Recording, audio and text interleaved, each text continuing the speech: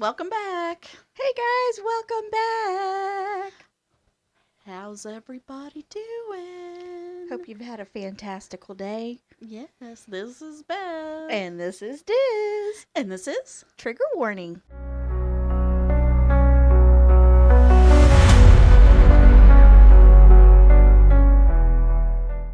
Okay, everybody, welcome back.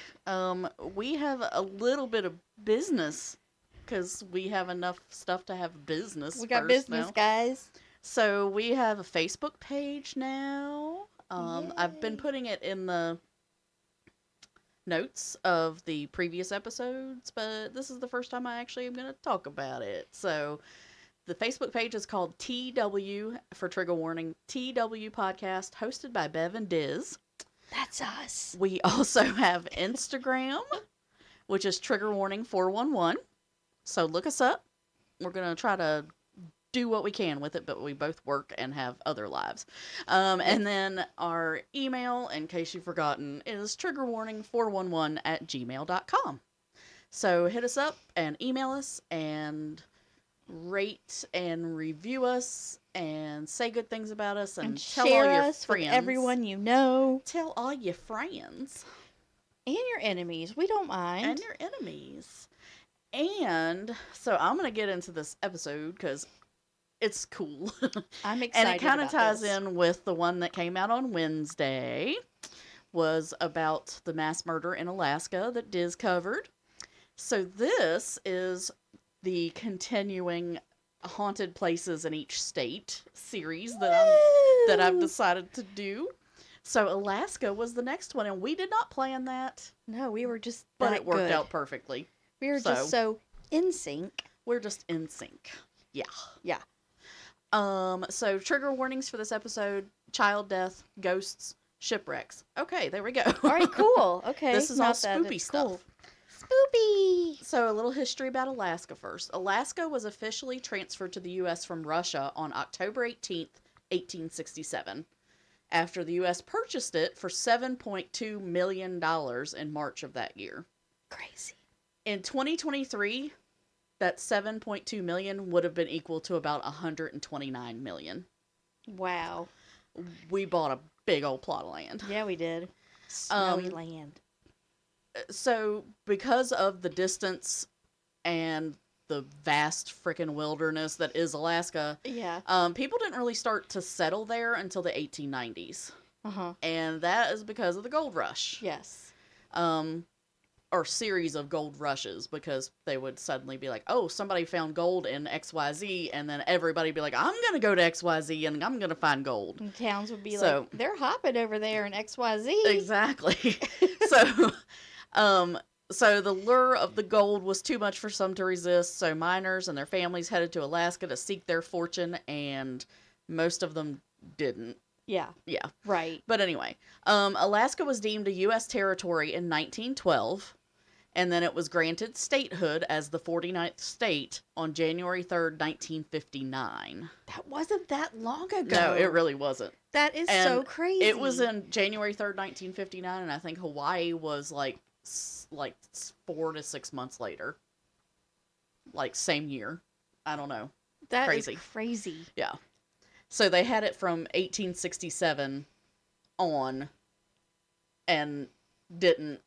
It was almost 100 years. It was like 8 years Just a shy of having had it territory. for 100 years before they Made it an actual state. Yeah. So, Dang. 49th state, January 3rd, 1959. Cool.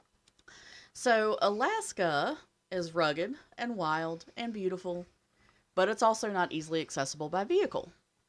This means that the people who live there, especially in the more rural areas, have to get by. They have to be self-sufficient. Yeah. So our first story is centered around one of those families. The first stop on the haunted tour of Alaska is Bidarka Road, That's a great name. which runs through the Chugach National Forest. This is going to be fun. So Bidarka, I didn't look up the pronunciation. So if you're in Alaska and I misspelled your road, I do apologize. Or mispronounced your road, I apologize. But I did look up the Chugach, and it surprised me that's how it was pronounced. But Chugach, that's what it said.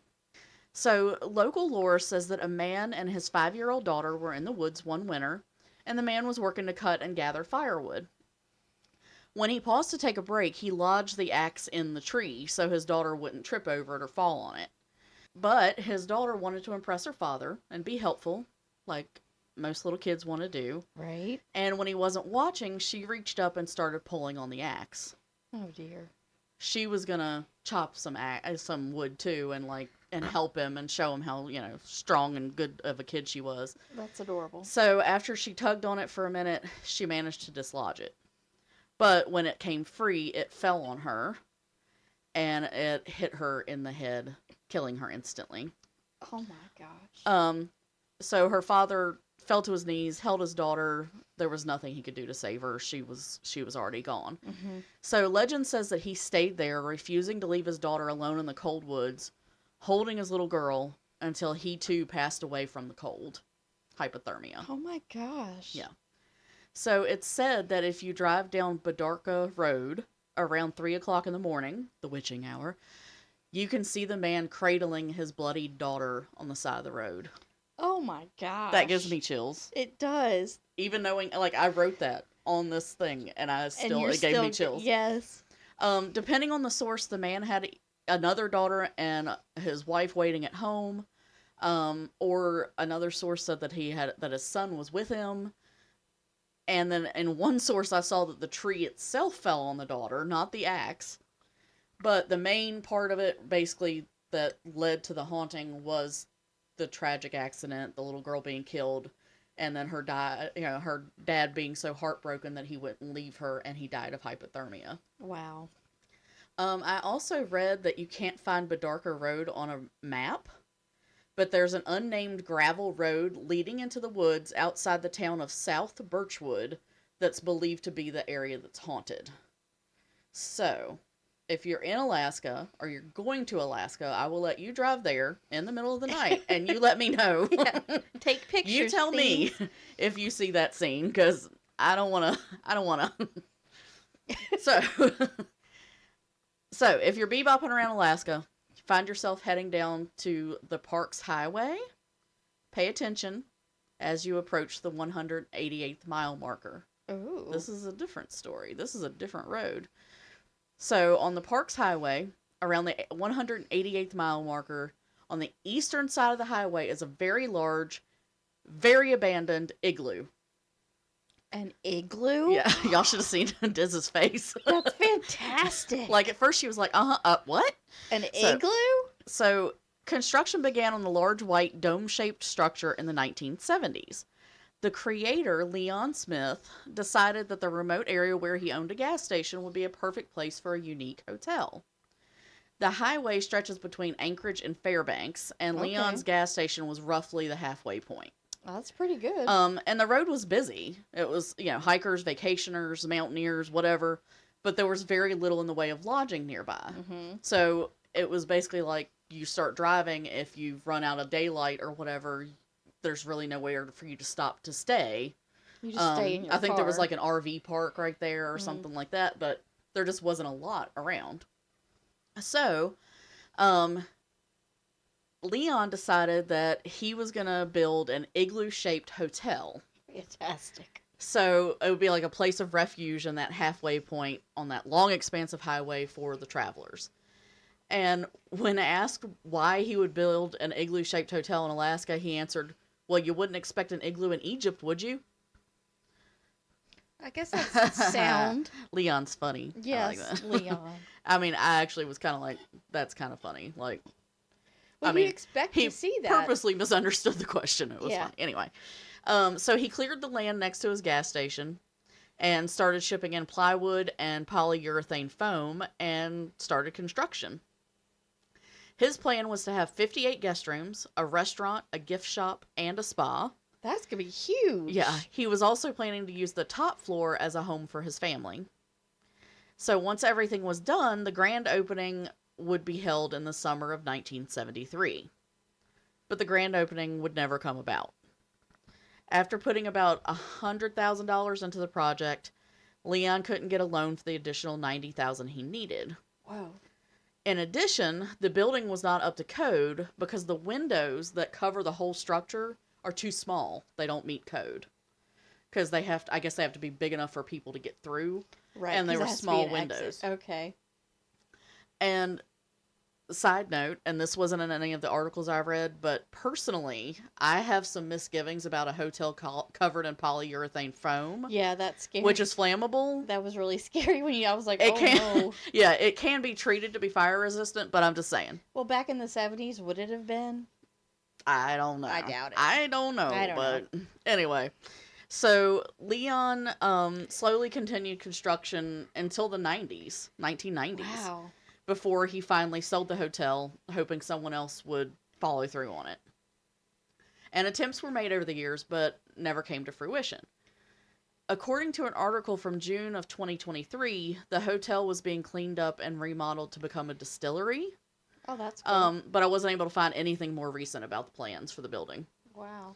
So, until June of 2023, though, the Igloo Hotel was basically just an abandoned 4-story structure that can be seen by jetliners flying at 30,000 feet. That's how big this thing is. That thing is massive. Yeah. I'm going to have to Google it so I can see it. From an airplane if you're at 30,000 feet. Gosh, because things are like little dots by then. Yeah. Yeah. It ain't no little dot. And they can see that thing. Wow. So, over the years, tourists and, quote, urban explorers have sought it out simply because it's odd. Just kind of randomly in the middle of the wilderness. Yeah. It's not advised to enter, but of course people have. It's been vandalized. It's covered with graffiti. It's falling apart in places. That's why we can't have anything nice. Come on, people. I know, right? One article mentioned it's also dangerous to explore due to the wildlife in the area. It's a fairly remote place. There are bears and wolves, and they're in the wilderness surrounding the structure, so, you know, yeah. And then, of course, when it snows, I mean, you can have 5 feet of snow right there, so, right. Yeah. So, despite no one ever having stayed there, because it was never a working hotel, there are still stories of unexplained things happening there. Okay. Witnesses have reported lights on and the numerous small windows. Ooh, as creepy. if the hotel were open for business. But upon turning around to check, like they drive by and there'd be lights on, they'd be like, oh, that hotel's open, let's go back. There'd be no lights on at all when they turned back to look. And in fact, there's no electricity to the building. Oh. Yeah. At this point. I don't know after the 2023 Could it have been distillery car thing. lights? They're car lights? So lights have also been seen just in individual windows. And there have been reports of a woman in white looking out from one of the windows on the top floor. And she would be visible due to the light coming from behind her. Light, of course, that has no source. Wow. Yeah. Did his wife die there or anything like that we know of? No. He just worked on constructing it, and I think he did most of the construction, so it's not like he had crew there or anything like that. But for some reason, maybe that just would be because so creepy. Because of the randomness, maybe it's spirits from the highway, from accidents on the highway. That's true. I don't know. Or just from the land itself and its the past or what the history of it. But yeah, lights on and the woman in white. And there are women in white stories in a lot of different hauntings. Like and everywhere. Stuff, but nobody ever stayed there. Yeah, that's what's interesting because like it's not like people got to stay and it was, open for a few years. Right, yeah. Like most hotels have that kind of history. Right. Okay, so speaking of abandoned and creepy places, let's make our next stop, let's ghost town of Kennecott, Alaska. I'm ready. Let's go. So I mentioned the gold rushes of the 1890s, and Kennecott was a town built on the mining industry. Okay. But it wasn't gold being mined at Kennecott, or at least not just gold. The main attraction in Kennecott was copper. Oh. So Kennecott Copper Corporation, try to say that 5 times fast. Yeah. Used funding from J.P. Morgan to build the Copper River and Northwestern Railway. Oh. Which is was a 200-mile railroad that ran from Kennecott Glacier south to Cordova, Alaska. A glacier. Yeah. The railroad cost $20 million to build, which is roughly $700 million today. Have mercy. Yeah. And of course that varies depending on what source you go to Right. to do the exchange rate, but It's still, close enough. holy crap, Holy that's crap. a lot of money. Yes, it is. So, built between 1907 and 1911, the railroad became essential in the transportation of the copper ore from the mines to, civilization. The copper ore mined from the Wrangell Mountains Mm-hmm. was transported across a 3-mile aerial tramway, then Ooh. traveled 4,000 feet down the mountainside via conveyors to the town of Kennecott. Wow. And then in Kennecott, it was shipped south via the CR and NW Railway, the Yeah. Copper River Northwestern Railway, to smelters in Tacoma, Washington. Dang. Yeah. So it sounds kind of simple that way because that's the way I wrote it. But not really. But it was not simple. Not at all. The railroad crossed wide canyons. It That's hung terrible. on the rock walls That makes me above feel the ill. Copper River and traversed tunnels that had been built by blasting through miles and miles of rock. Gosh. Added to that, the railway was built over the Kennecott Glacier, which meant that the tracks had to be moved sometimes as the ice of the glacier melted and shifted. Oh, heck no. That is crazy. Heck The railroad no. tracks had to be moved because of the glacier. Because glaciers are not just stationary. It's not like rock. They move. Yeah. And, they crack and they shift and whatever. Many workers died during the construction of the railway. Yeah, I can imagine. After the mining boom, the nearby towns, including Kennecott, turned into ghost towns nearly overnight. Yeah. McCarthy, which was a nearby town, managed to stay alive because of individual and small company mines. So the rushes weren't there, but they still had a few individuals and some small companies that were mining copper and stuff like that. Gotcha. In 1980, the National Park Service established the Wrangell St. Elias National Park. This included the wilderness around Kennecott, and the establishment of the park increased tourism to the area, leading people to visit Kennecott again. In the 1990s, Alaska began developing a government housing tract along the trail that had once been the railroad. During construction, however, workers told of visions of ghostly figures and disembodied voices of both children and adults. It gives me the creeps. They reported tombstones along the trail that would be there one minute and gone the next. And eventually they began to lose tools right out of their toolboxes and even off the tool belts they were wearing. Whoa. Yeah. So eventually it was difficult to keep the workers there, and the construction project was canceled. What the heck? Yeah. So basically the ghosts were like, no, you ain't building that here. Yeah. They were like, no, nuh-uh. So, Wow. travelers along McCarthy Road to Kennecott, even today, speak of the tombstones on their way into town. When they leave, though, the tombstones are gone. As if they'd never been there to begin with. What the heck? Witnesses have also claimed to hear voices of long-dead railway workers and miners in the areas near the once bustling railroad line. Oh my gosh. Can you imagine? Yeah. Can you imagine? They see, I mean, tombstones on their own, just because of what they are creepy. Or creepy. And yeah. Yeah. And so people pass by and they're like, oh, it's some random tombstone. And they come back and there's It's nothing like, look there. how old that one is. Yeah. And there's nothing And there's there. nothing there. And then they hear voices of people. Kids, and that kids' voices. Kids are creepy. That's creepy. Oh, that's so creepy. That is really creepy. Yeah. But then the workers were, too afraid to work.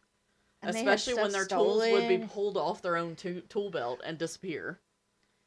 That's crazy. That would be terrifying. Yeah. And because, they're out in the middle of kind of nowhere. Yeah. I mean, the nearest town is that little McCarthy town, and it's yeah. nothing. So, yeah. So, now we're going to go to Sitka, Alaska. I think I've heard of that. To Castle Hill, Ooh. which is no longer the site of a grand historic castle. Oh dear. But, originally, the land belonged to an indigenous tribe that built a fort there claiming final victory in a war between tribes. Okay. So they built their fort. They had won a war that was already between the indigenous tribes there. When Russians began coming to the lands, the fort was used defensively to protect the tribe. At some point, the tribe abandoned the area, or abandoned the fort, and the Russians took it over, and they established Baranov Castle, named for Alexander Baranov, the first Russian governor of Alaska. So when Alaska was signed over to the U.S., the event actually took place on Castle Hill. That's cool. Soon after the land exchanged hands, the Baranov family left, and they sailed away. And not too long after they left, the ghost stories began. Interesting. Sightings of a beautiful woman dressed in black occurred on the castle grounds. The woman is believed to be a Russian princess wearing black robes and lovely jewels. And she wandered throughout Baranov Castle, resigned to her fate. It's said that she killed herself on her wedding night, desperate to avoid the arranged marriage she'd been forced into, a man that she did not love. So, Baranov Castle wasn't used much over the next couple of decades after the family left and everything. On March 17th, 1894, the castle burned down. So, Castle Hill is named that because that's where the castle once stood. Gotcha. But there's none of the castle left. But the lady in black can still be seen at Castle Hill, wandering the grounds, bemoaning her lost love and her broken dreams. That's so sad. A Russian princess. Oh. See, and if you look up information on this and you want to look up the logical stuff that makes it less, like, spooky, there was never a woman living there that it could have been. Okay. But that doesn't matter. Yeah. But it's a cool story. It is. So I was like, forget you, site that told me that. Yeah. But I think it's interesting, too, that she was wearing black robes. Instead of white. Instead of white. Especially for her wedding. The lady in white thing always. But I guess she did it because she killed herself and was thinking black because she was mourning. Yeah, exactly. Because apparently she was in love with a different man, but this marriage was arranged for her. And so she, instead of marrying this man, she killed herself. Bless her. Bless her. But really I can't imagine going, because Castle Hill is a tourist spot. You know, I mean, it was a big deal because it was where we took possession of the state land. Yeah. And so, people still go to it and everything. And I can't imagine going there as a tourist and just like bebopping around and then seeing a woman in black. Yeah. And black robes and probably from the 1800s. Yeah, creepy. So creepy. Yeah. So tales of broken-hearted brides are common in ghost stories. Alaska is a big state, so that means they get 2 forlorn ladies haunting the last place they were seen. So the Golden North Hotel in Skagway has their own story of lost love. This tale starts during the gold rushes of the 1890s. Okay. A man, only referred to as Klondike Ike, that's fantastic, checked into the hotel with his wife, Mary. Ike left the hotel the next day to begin his search for gold, like many others had before him. And like many others, he never returned. Mary was heartbroken and locked herself in the room that they had reserved on the 3rd floor. After a few days, the staff broke down the door and found her dead. Since then, guests report sightings of a ghostly apparition whom they've named Scary Mary. I'm sorry, but that's kind of funny. I know, it's funny. Well, it's like, why do you make it rhyme? Klondike Ike, Scary Mary. Okay, yeah. Whatever. Anyway, Mary can be seen mostly on the 3rd floor, or room 23, according to one source, searching forever for her lost husband. There are also instances of strange goings-on in room 14. They don't know if this is Mary messing around with the lights and causing sounds in the empty room, or if some other spirit has attached itself to the space. So I guess some people think that it's Mary, and maybe the rooms were confused, or she's just messing with people. some people think that it may have been a different spirit altogether. Yeah. One source I found said that Mary's wandering the hotel because she died due to illness while Ike was away prospecting, not that she was waiting for him to return. Gotcha. That she just She just got happened to sick. pass away because she was sick and he was gone at the time. It's also said that the story of Mary and Ike was made up by the hotel owners in the 1960s I could definitely because see they that. thought a haunted hotel would entice visitors. For sure. But around here, we don't need that kind of negativity. No, we don't so need that negativity. it's logical. Obviously, That's not fun. it's based on real events. Yes. So Scary Mary's real, and Klondike she's Ike was haunting, real. Yeah, and she was waiting for him to come back, and then she got sick and died. So they're combine the two of them. That's and right. That that's makes it. perfect sense. So moving on with ghostly ladies, Yes. let's go get a drink. Sounds fantastic. The Red Onion Saloon Shut your mouth. in Skagway Skagway, you. was built in 1898 at the height of the Klondike Gold Rush, when the population of Skagway skyrocketed from a few hundred to over 30,000 people. Oh my gosh. Yeah. That's the Gold Rush thing was Insane. they wasn't playing. No Everybody kidding. thought that they were going to go find gold. Oh my gosh. So the Red Onion Saloon was originally a brothel, and it was considered the most exclusive one in Alaska, Oh, so bougie. which makes sense because only about 8% of the population of Skagway was female at the time. Okay, yeah. Interesting fact, the planks of wood for the Red Onion were cut by none other than the founder of Skagway himself, Captain William Moore.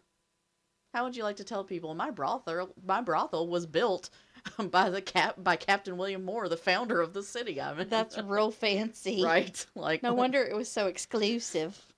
So when the gold rush started and people started swarming the city, the owner decided the building should be moved closer to the rail depot to attract more clients. So having been built kind of willy-nilly, the building was lifted onto rolling logs and moved 4 blocks by a single horse and a crew of men. When they sat it down in its new location, however, they realized it was backwards. So instead of turning it around, they cut off the back and cut off the front and swapped them and then nailed them into place. They took off the front of the building and the back of the building, switched them out, and nailed them in. 1800s ingenuity, friends. And the cut lines can still be seen today. That is amazing. So during the 2 prosperous years of Gold Rush fever, visitors could find a regular bar on the first floor. They could drink and talk with the ladies that were employed for entertainments. Mm-hmm. If they decided they wanted more privacy with the ladies, the second floor had 10 small rooms called cribs, which they could then spend time with the ladies in. Kind of creepy sounding. Yeah, I like to think of it not as cribs like baby cribs, but as in like, you know, Welcome like, to my crib. Welcome to my crib. Yeah, Yeah. like, but I don't like calling them cribs. I keep calling them rooms after this. Fantastic. I 100% support So, that. The way that the sex workers could be hired was kind of crass, but it was also kind of clever. The bar had 10 dolls laid out to represent each woman. If the doll was lying flat on its back, it meant that the lady was already entertaining someone else. If the doll was upright, then the lady and the room were available. Kind of smart. Kind of ingenious. But also kind of like really on her like- back. That's kind of on the nose. But anyway. So Oh, it's on her back. funny. That was good. The man got 15 minutes for $5 worth of gold. $5. Wow. And that you $5. think about $5 was a lot of That was money a then. lot. Yeah. So once a selection was made, the man would go upstairs, and they called the stairway to heaven, Mm-hmm. to one of the rooms and meet the worker that he'd selected. He would pay her with the gold, and she would put it in a copper tube system that led to a safety deposit box. That is smart. So she dropped the money in, gold, and it would fall into a safety deposit box. So they couldn't like steal it from the girls or Yeah. whatever. Yeah. Or couldn't just decide not to pay after or whatever. Yeah. So the business dealings were overseen by a madam and a crew of bouncers. and each room had more than one exit. So if a worker found herself in a dangerous situation, she had different ways to escape the That's rooms. impressive Yeah, because you wouldn't for think that back that then, would. yeah. Yeah, especially for them. Yeah. So now onto the spooky stuff. Okay, spooky. A ghost named Lydia haunts the building. Okay. Lydia was likely a sex worker in the gold rush days. Besides footsteps being heard and felt, like the vibrations of Ew. the footsteps, people have reported unusually cold spots showing up in random places. And the scent of lilac perfume is in the air at times. Oh. And people have also felt their faces being caressed by Lydia. Some have actually seen her as a full body apparition, walking around in the madam's room or running down the hallway. And there is one particular room that she appears in on the second floor. Guests have taken photos in this room that show white orbs and even the faint outline of her face. Whoa. Yeah. Lydia also has a green thumb, apparently. She waters the plants, and the current hostesses have noticed, like, they'll check, and the soil in the pots is damp. And they haven't come And in they and haven't watered them recently. They haven't watered them. Thanks, Lydia. Yeah, so those who have seen her translucent figure notice that Lydia's face was scarred, likely by syphilis. Oh no.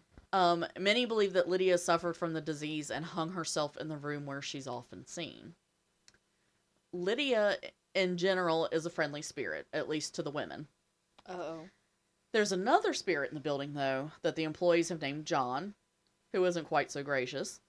John's spirit is kind of a jerk, actually, and visitors are warned to be careful. If they smell a terrible body odor, John might be there and getting ready to push you down a flight of stairs. Whoa. Yeah, so the dude's a jerk. That's intense. And he smells bad. You know, no big deal. Okay. So this asshole has also been known to fling open doors when staff members are in a room changing clothes.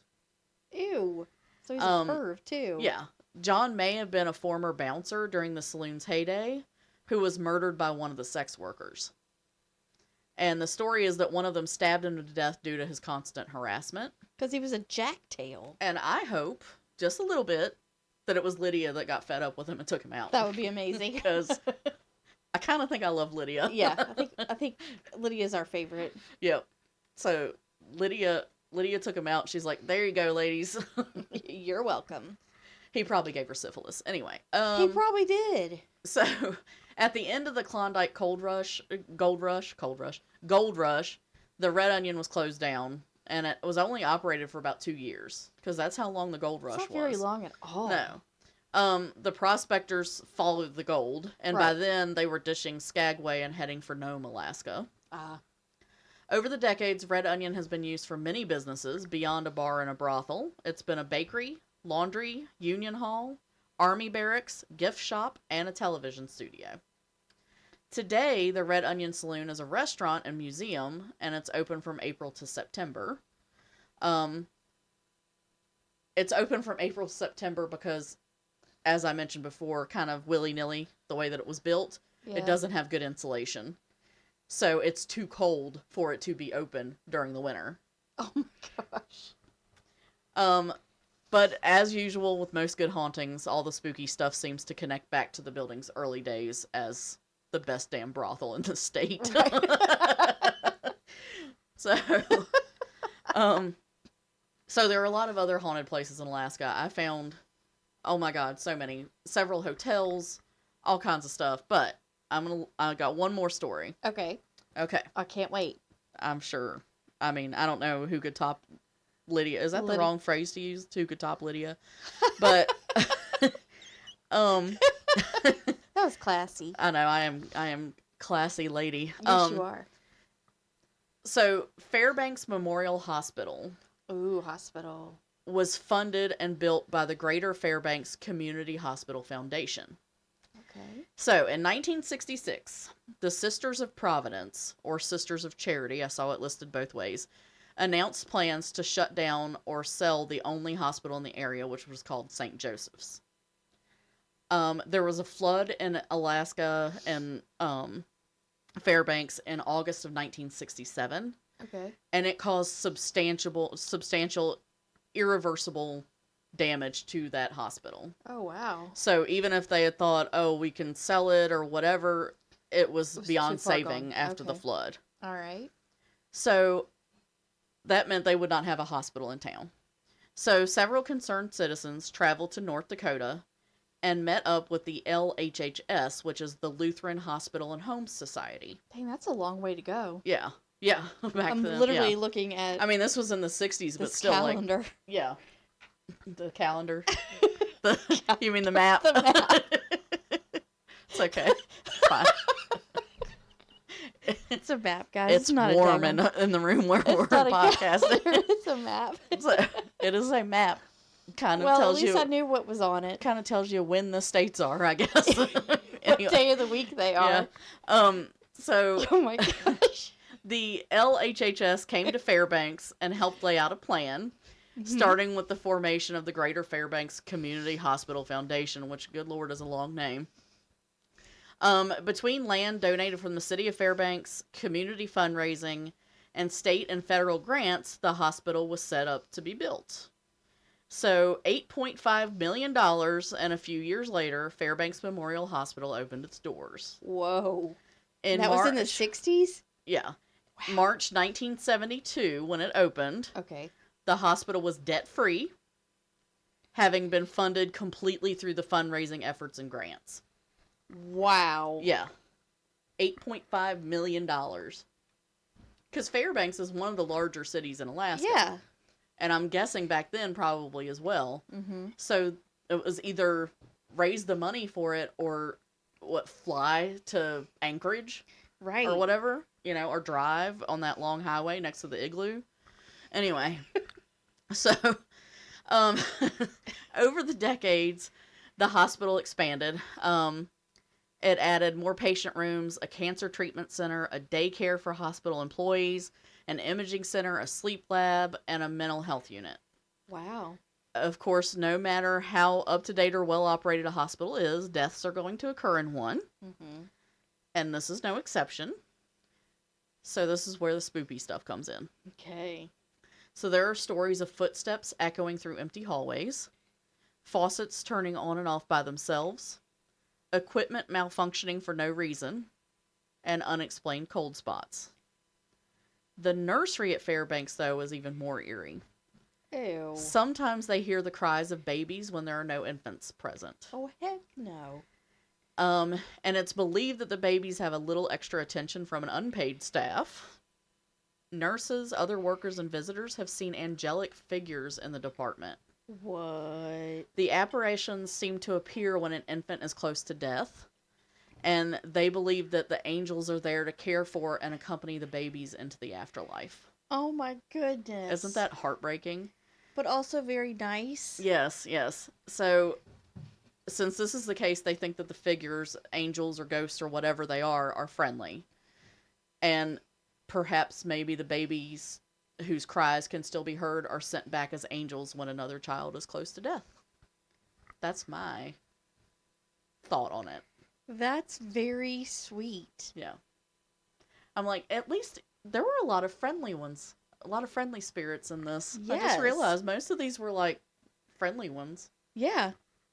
Lydia. Except for Jacktail. Except for Jacktail and also those tombstone people and stealing tools and stuff. Yeah. But other than that, it was just people just, doing their thing in the afterlife. So, Alaska has so many interesting stories to tell, from its brutal winters and breathtaking views to the cultures and the clashes between the indigenous people, Russian and U.S. settlers, to the fight for wealth and the many gold and copper mines in the state. It's no wonder there are equally as many stories of haunted places, lingering ghosts, and eerie sights to behold. Wow.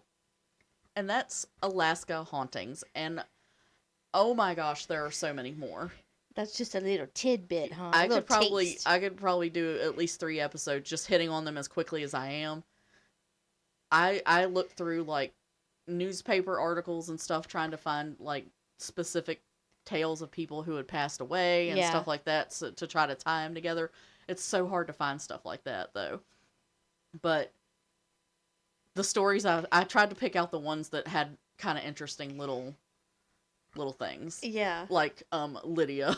So Yeah, Lydia's my spirit animal. She was awesome. And then the babies and the angel babies. That was like one of the first ones I saw, and I was like, okay, the angel babies are going in this. Oh.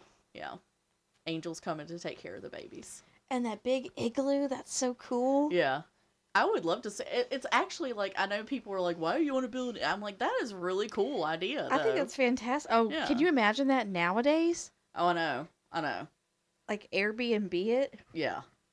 And it was supposed to have a spa and a gift shop and a restaurant, and I mean, he was going to deck that baby out, but money ran out, unfortunately. Because I'm kind of like, man, I wish somebody had turned it into a hotel. That would be a cool destination hotel. So, anyway, that's Alaska. We've got castles and hotels and igloos. And a castle? That's so cool. And a hospital with little babies and a guy and his daughter and a railroad. And a brothel. So, it's all crazy stuff.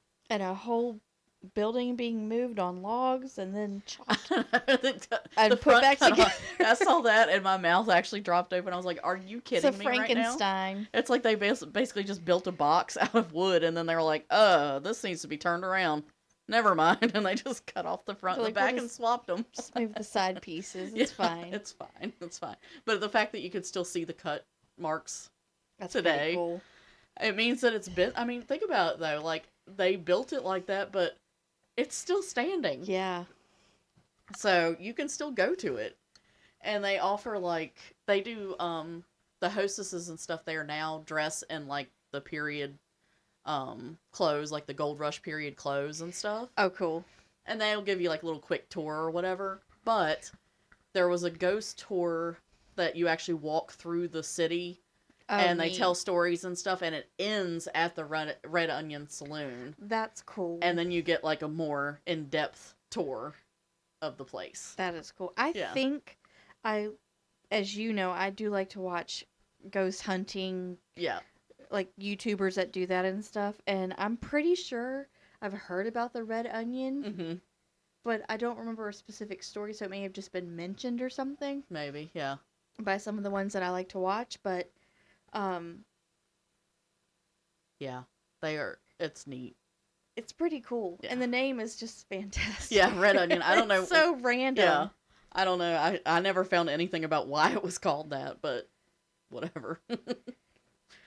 So, okay, well, I hope you guys enjoyed the bonus episode. We just wanted to give you a little bit something extra. That was fantastic. And since we just happened to line up on the whole Alaska thing with Diz's story from Wednesday, we were like, let's do it. It was too perfect not to. Perfect. It was almost like Diz knew that Alaska was next. It's in almost the States. like that. And maybe it's because you were looking at your my calendar. I was just thinking that. The calendar tells you what's next. The calendar. So. Oh, my Lord. So I'll just quickly reiterate. Facebook page is up. TW Podcast, hosted by Bev and Diz, is the name. Instagram is triggerwarning411. And our email is triggerwarning411@gmail.com. Look us up. Look us up. Say hi. So, yeah, say hi. And tell us your own friends. Story if you have any. Yeah. Have you been to Alaska? Oh, yeah. Did you have a ghost story? Tell or just me an if I interesting story? mispronounced things. I'm sure you did a great job. I don't know, but I tried. And it was fun to research. So it's pretty cool. I've always wanted to go to Alaska. So you should do a cruise. Everyone says it's amazing. Yeah, I should. I'm scared of the water, but that sounds perfect. So. And you probably have to fly there. Yeah. Maybe not right now. Yeah, maybe not. Yeah. Anyway, Thanks, Bev. That was fantastic. Yeah, so, woo, there's a spooky sound effect. All right, everybody. Well, thanks for joining us, and we will talk to you again on Wednesday for our regularly scheduled episode. Yes, and it will probably be a true crime episode. Oh, boy, yes, because it'll be Diz's turn. It'll be my turn. All right, so we'll talk to you later. We'll talk to you guys later. Okay, bye. Bye. Watch for deer.